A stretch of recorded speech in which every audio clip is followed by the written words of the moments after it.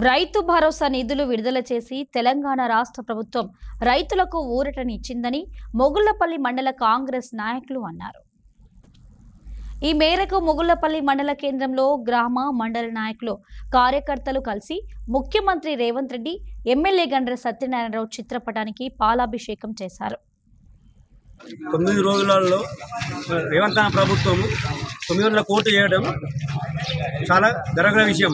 ఏ ప్రభుత్వం కానీ బీఆర్ఎస్ ప్రభుత్వం ఎప్పుడు ఈ 9 రోజులలో కానీ డబ్బులు వేయలేదు, నెల రోజులే గడిపేది. ఈ ఇచ్చిన హామీలు మన ప్రభుత్వం నిర్వహిస్తుంది. రైతు బోనస్ కానీ, సన్న బియ్యం కానీ, ఇంద్రా మిల్లు కానీ, బస్సు కానీ, కరెంటు బిల్లు కానీ అన్ని హామీలు 6 హామీలు చేయడానికి గ్యాస్ కానీ మన ప్రభుత్వం సిద్ధంగా ఉంది. ఏ హామీ కానీ ఇచ్చడం జరిగింది కనుక మన కాంగ్రెస్ ప్రభుత్వాన్ని సహకరించాలని కోరుచుకున్నాం అనే నినాదంతో కాంగ్రెస్ ప్రభుత్వం రాష్ట్రంలో ఉన్న రైతులందరికీ కూడా పెద్దపీట వేసి 1 సంవత్సరంలోనే 1,00,000 కోట్ల రూపాయల రైతులకు లబ్ధి పొందే విధంగా చేసిన ఘనత మన ప్రభుత్వానికి రేవంత్ రెడ్డి గారికి దక్కుద్ది. 21,000 కోట్ల రూపాయలు రుణమాఫీ చేశాం. అదేవిధంగా ఇప్పుడు 2 సార్లు, అప్పుడు 7,500 కోట్లు, అదేవిధంగా మొన్న 6,000 కోట్లు, 9,000 కోట్లు, 9 రోజుల్లోనే 9,000 కోట్ల రూపాయలు రైతుల ఖాతాలో వేసిన ఘనత ఈ ప్రభుత్వానికి, ఈ ముఖ్యమంత్రి గారికి దక్కింది.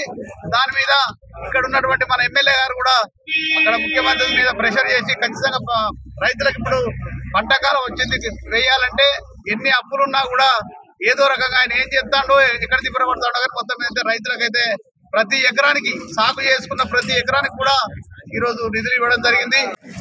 యావత్తు రాష్ట్ర వ్యాప్తంగా రైతు భరోసా కార్యక్రమాన్ని ప్రతిష్టాత్మకంగా చేపట్టినటువంటి కార్యక్రమాన్ని విజయవంతంగా పూర్తి చేసినటువంటి ఈ కాంగ్రెస్ ప్రభుత్వం, రేవంత్ రెడ్డి ముఖ్యమంత్రి గారికి ఈ తెలంగాణ రాష్ట్ర రైతాంగం యావత్తు రుణపడి ఉంటుందని మీ అందరి సమక్షంలో మేము కోరుకుంటున్నాం. అలాగే కాంగ్రెస్ పార్టీ అనేది బీదల పార్టీ. దేశాన్ని ఆ రోజు నిర్మించినటువంటి, స్వాతంత్రం తీసుకొచ్చినటువంటిది ఈ కాంగ్రెస్ పార్టీ. గతంలో కూడా తెలంగాణ రాష్ట్రం చిరకాల వాంఛ ఉన్నటువంటిది. ప్రత్యేక రాష్ట్రం కావాలని రాష్ట్ర ప్రజలు కోరుకున్నప్పుడు తెలంగాణ ఇచ్చినటువంటిది పార్లమెంట్లో బలం ఉన్నటువంటి అప్పుడు ఆ సమయంలో ఒక ప్రతిష్టాత్మకమైనటువంటి నిర్ణయాన్ని తీసుకొని తెలంగాణ రాష్ట్రం ఇచ్చినటువంటి సోనియా గాంధీకి మనం అందరం రుణపడి ఉండాలి. రేవంత్ రెడ్డి ప్రభుత్వం రైతులకు ఇచ్చే రైతు బంధు పథకాన్ని 20 రైతు భరోసా 20 ఎకరాల వరకు, 30 ఎకరాల వరకు కూడా వేయడానికి సిద్ధంగా ఉన్నాడు. ప్రతి రైతుకు ఇప్పటి వరకు 15 ఎకరాలు పడ్డాయి. ఈ ప్రభుత్వం ఇంతకుముందు గత బీఆర్ఎస్ ప్రభుత్వం చెప్పుడే తప్ప చేసిన దాఖలాలు కనబడలేదు.